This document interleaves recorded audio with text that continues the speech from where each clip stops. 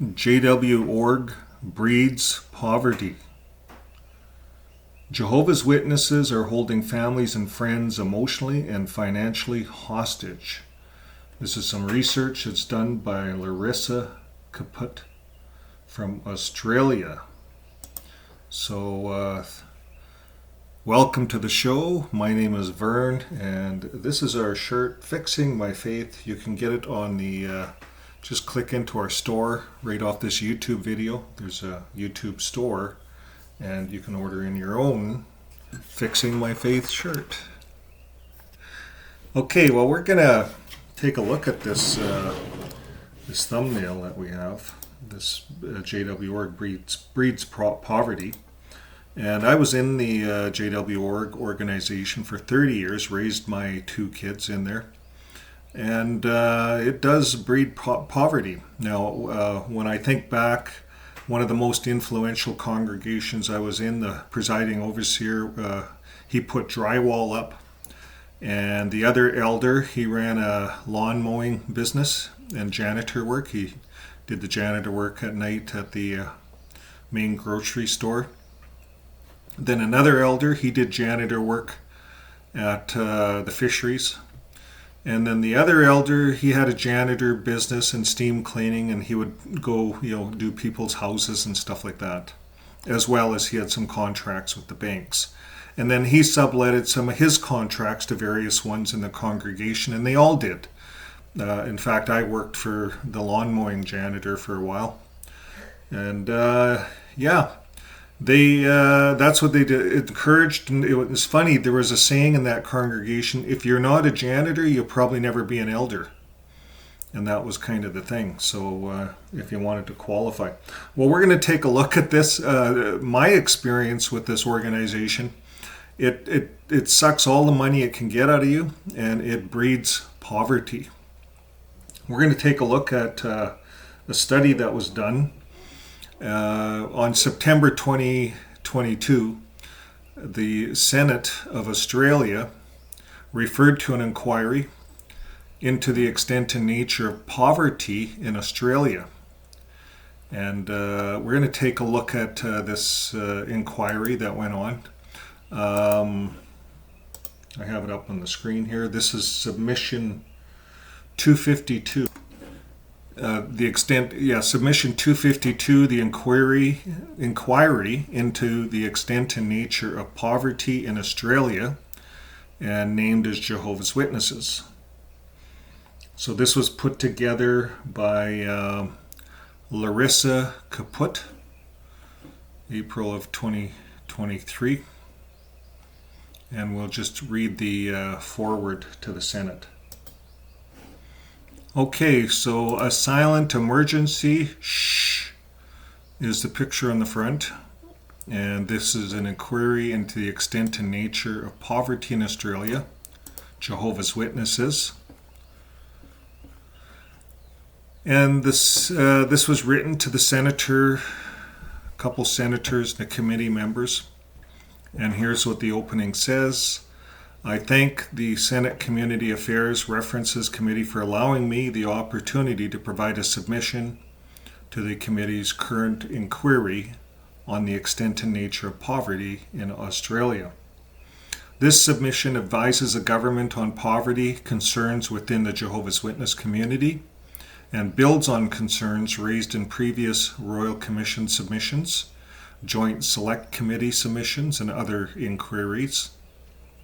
Now, these submissions are generally available on saysorry.org website. And there it is for you guys that I have it highlighted. Now, the website with topics they cover having been regularly highlighted within the media in relation to the religion of Jehovah's Witness Church, its Administrative Management Corporation, Watchtower Bible and Tract Society of Australia Limited, and their controlling parent organization, Watchtower Bible and Tract Society of Pennsylvania Incorporated, and the governing body of Jehovah's Witnesses. The primary concern for this committee is that the leaders of Jehovah's Witnesses actively discourage higher education, discourage secular career planning. They coerce Jehovah's Witnesses to donate cash, resources, including child labor and time. And they coerce Jehovah's Witnesses to transfer their assets. And they coerce Jehovah's Witnesses to nominate Jehovah's Witness corporate entities in wills. And they coerce Jehovah's Witnesses to exclude non-Jehovah's Witness family members from wills. They perpetrate child labor and target and victimize whistleblowers. It is my belief that in undertaking these actions, corporate financial abuse is committed toward Jehovah's Witnesses and their families, and by extension, former members. Yours sincerely, Larissa Caput. Now, in this report, we're going to cover, there's 26 pages. So being a Jehovah's Witness, the driver of poverty in Australia. Jehovah's Witnesses have the highest rate of poverty of any religion. The leaders actively discourage higher education. Leaders actively discourage career planning. And the leaders actively coerce Jehovah's Witnesses to donate cash, resources, and time. And the leaders actively coerce Jehovah's Witnesses to transfer their assets. And the leaders actively coerce Jehovah's Witnesses to nominate Jehovah's Witness corporate entities in their wills. And leaders actively coerce Jehovah's Witnesses to exclude shunned family members from their wills. Related matters: child labor, financial cost of whistleblowing, the impact of poverty on individuals, mechanisms to address and reduce poverty, Attachment 1, New Corp Articles, and Attachment 2, Theocratic Warfare. So this is quite a detailed article, folks. We're going to get into it. There's a lot of work that's put into this. So we want to get it out there to show the world that this isn't just a problem in Australia. This is a problem all over the world with regards to Jehovah's Witnesses. Because Jehovah's Witnesses believe the same thing all over the world. What they believe in Australia is the same as they believe in the USA and Canada and Europe and other parts of the world. So let's get right into it. Introduction.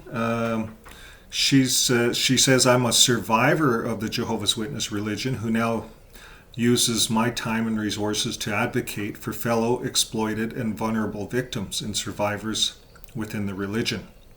And since 2016, I have either individually or as part of a team provided up-to-date, factual, and unique information to local and international law enforcement agencies, government bodies, politicians, inquiries, royal commissions, law firms, and the media in relation to Jehovah's Witnesses and the Watchtower. In doing this, I have made written submissions to the Royal Commission, the Joint Select Committee, National Redress Scheme, the Royal Commission into Victoria's Mental Health System, and the NSW Inquiry into Modern Slavery Act 2018, and the associated matters, and the Royal Commission into Institutional Responses to Child Sex Abuse. Being a Jehovah's Witness is a driver of poverty in Australia. From my experience, Jehovah's Witness girls were raised to be housewives and boys were raised to be construction workers or to be window washers, both of which fitted into the patriarchal ideology of gender-specific roles. And I saw that when I was young. I observed this from a young age. I saw through many things. I didn't want to be there, so I left, but it didn't make me immune from their silent emergency poverty. It is my concern that even today, the Jehovah's Witnesses are holding my family and friends emotionally and financially hostage. In fact, and I'm just going to highlight that because I used that for my subheading. Today, Jehovah's Witnesses are holding my family and friends emotionally and financially hostage. In fact, 8 million of them are holding each other's families and friends hostage. And the threat of disfellowshipping or excommunication is ever present once you're baptized into the Jehovah's Witnesses. And as I was when I was only a child. Now, if you get baptized, you are shunned. If you get baptized, you are shunned. If your friend or family member gets disfellowshipped, then you have to shun them. That would be, of course, if you get disfellowshipped. I said baptized. If you get disfellowshipped, you're shunned. If your friend or family member gets disfellowshipped, then you have to shun them. And unless they are reinstated, this punishment is for the remainder of their life, causing a tremendous emotional suffering. When I was little, we learned about how you can and should lie to protect Jehovah and the Watchtower Society. And as an adult, I learned that this is a formal doctrinal teaching and a policy called theocratic warfare. This means we didn't have to tell the whole truth to authorities to protect Jehovah's people. The threat of shunning underpins financial abuse and poverty in this religion.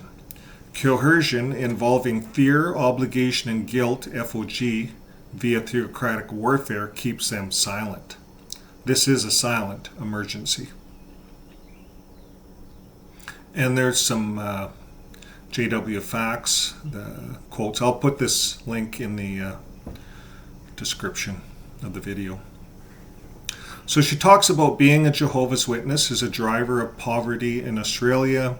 The Pew Research, we ran the Pew Research on households. Jehovah's Witnesses are at the lowest of income of all religions, believe it or not. Jews are kind of at the top.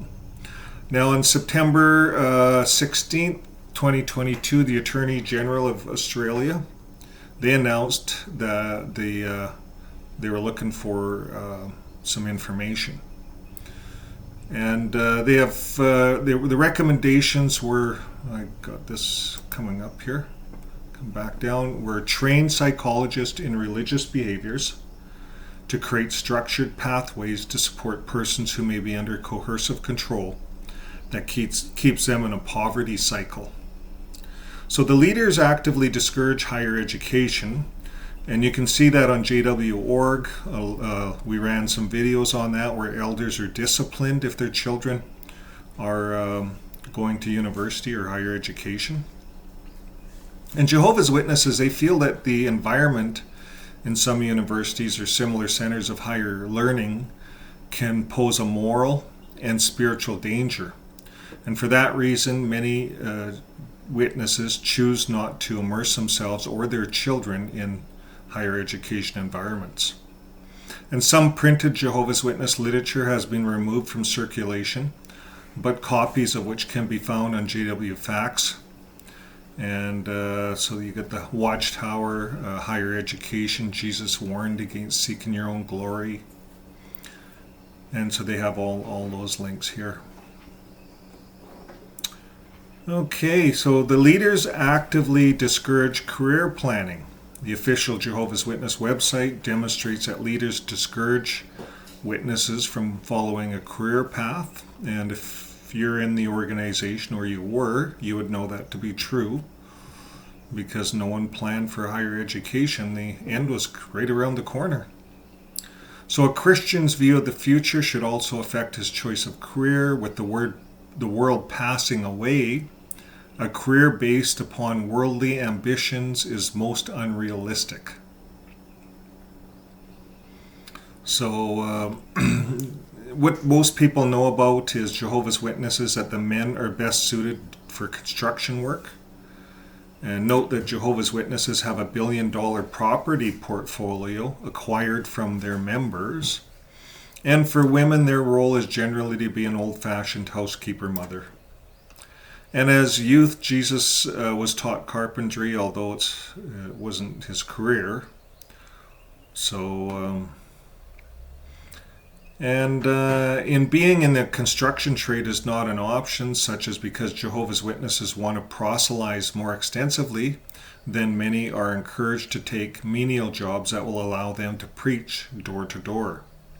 A window washing career is unfortunate in a joke amongst former Jehovah's Witnesses.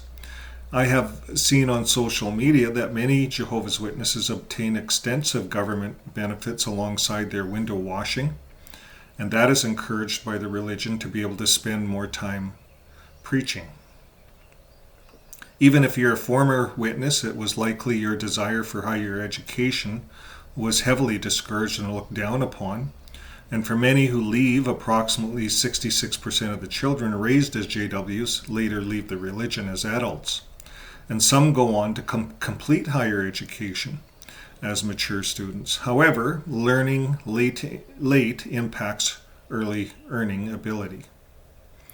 And recommendation 3 is create awareness within the relevant government departments that religion and religious beliefs may be holding a person in a poverty cycle. Now, leaders actively coerce Jehovah's Witnesses to donate cash, resources, and time. All Jehovah's Witnesses are expected to donate their money, especially to buy land, building materials for the church or Kingdom Hall. And in recent years, via cartoon propaganda called Be Generous, a young Jehovah's Witness having been encouraged to donate even her ice cream money to the Kingdom Hall. Additionally, all members of the Jehovah's Witness family are expected to donate their spare time to participate in construction and maintaining the Kingdom Halls. And this was exposed in the attached national newspaper article. Jehovah's Witnesses accused of selling off assets, moving cash to avoid sex abuse compensation. Attachment number 1. In fact, some Jehovah's Witness appointments and assignments require a vow of poverty to be taken to fulfill a full-time volunteer role. And the assignments require a vow of poverty, like if you're going to go to Bethel. No superannuation is contributed by the church in these full-time positions, so there's no wage. And currently there are some 67,000 members of the Worldwide Order of special full-time servants of Jehovah's Witnesses, and they're all bound by a vow of obedience and poverty. So they actually have to sign a vow of poverty. That's, they have to want to be poor. That's what they're signing up for. They agree to do whatever in the assignment in the advancement of kingdom interests, and to live a simple lifestyle and to abstain from secular employment without permission. So that's if they're working for the Bethel. If you're a Bethelite, you can't go out and have a side job to make some extra cash. It's not allowed. Recommendation 4, investigate corporate coercion, financial abuse by religious charities and entities. The leaders actively coerce Jehovah's Witnesses to transfer their assets. When the Jehovah's Witnesses claimed Armageddon was to be in 1975, they subtly coerced couples to sell their homes and become missionaries or donate their money. And this happened to my former Jehovah's Witness friend Natalie and her husband. Other stories are here at this Reddit site. And by holding votes in which congregation members unanimously vote for transfer of their congregational savings to the Jehovah's Witness corporate entity, and all the congregates that had given their cash, resources, and time to their local congregation were forced to hand over the Kingdom Hall deeds to the head office in New York, and any amounts of congregational savings above the immediate operating expenses. Please see the attached article entitled Jehovah's Witnesses Accused of Selling Off Assets and Moving Cash to Avoid Sex Abuse Compensation. And by pressuring aging Jehovah's Witnesses to reverse mortgage their houses. Several years ago, I attended a protest against the Jehovah's Witnesses in London. While I was there, I spoke about the Australian Royal Commission into institutional responses to child sex abuse at the Speaker's Corner, Hyde Park. And a man in the audience came up to me and asked, "Did you say Jehovah's Witnesses?" And he wanted me to talk to his mum and tell her what was reported by the Australian Royal Commission. So I spoke on the phone for about 20 minutes while I walked to the protest, and in the phone call, she described to me that she was being pressured by the local elders who were trying to get her to reverse mortgage her house. Imagine that.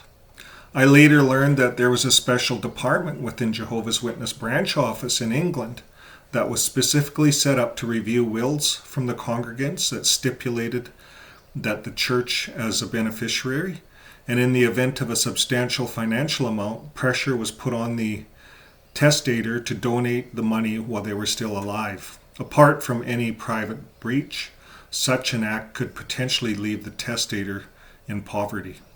And it should be noted that Jehovah's Witnesses are a global organization with a cookie-cutter approach to the way they do business. Therefore, this is likely to have occurred in Australia.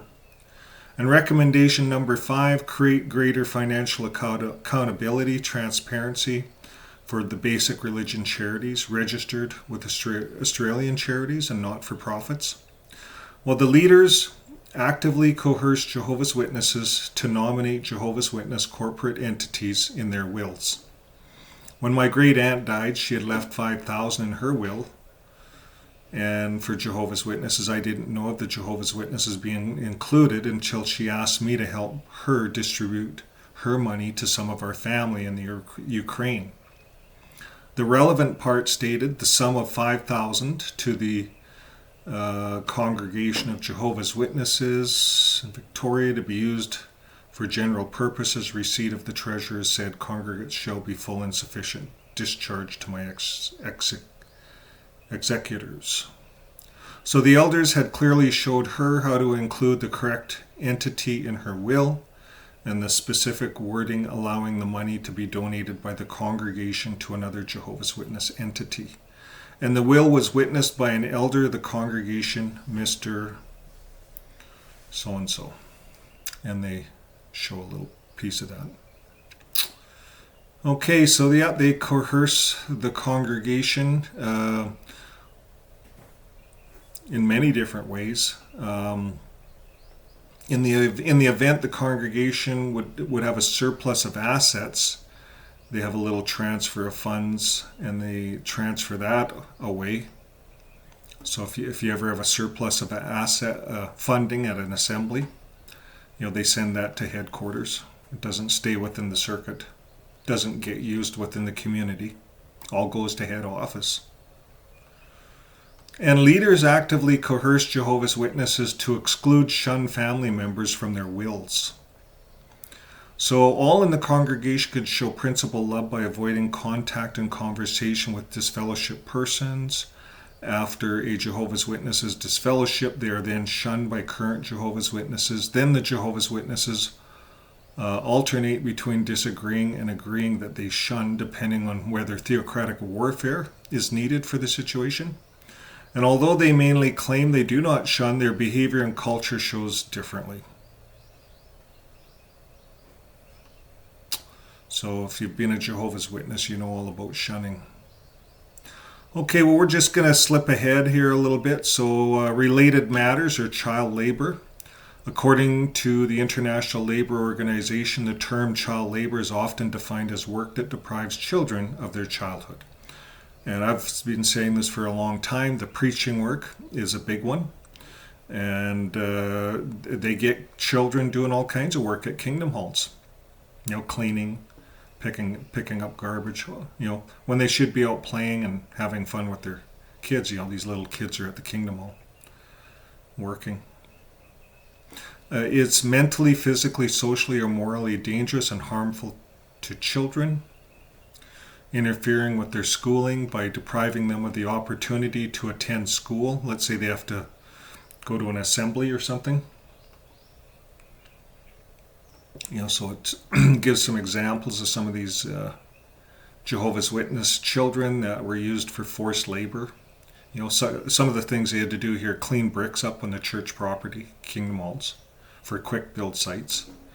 They helped build roads on church properties, assembly halls. They prepared food for large meetings called conventions. They have to go door to door selling church literature. And they constantly proselytize to non-Jehovah's Witnesses to attract new members at school too. Okay, well, financial cost of whistleblowing. In order to facilitate action, I have financed submissions, blah, blah, blah, to the value of $120,000 to expose the witnesses. The Jehovah's Witness Corporation has targeted and victimized whistleblowers like myself. And below are some of the actions taken to increase public awareness, encourage more survivors, to facilitate the government to take action. And there's all the links and so forth. So the impacts of poverty on individuals. She made a submission to the Royal Commission. All were socially isolated. 3 had depression. 3 had suicides, ideation. 2 were neurotic. 2 had obsessive compulsive disorder. 2 were teenage alcoholics. 1 was a child sexual abuse perpetrator. 1 was manic. 1 was morbidly obese. 1 was narcissistic personality disorder. And 1 had schizophrenia, and 1 had generalized anxiety. Financial abuse and poverty forms part of this. So not only are people poor because they don't go to higher education, they don't go to school, they take menial jobs, but they're poor because they're fighting all of this psychological abuse. And for a lot of these people, they have to go to therapy. Therapy is expensive. The religion doesn't repay any of this. Okay, well, that's we're going to bring an end to that. So thanks again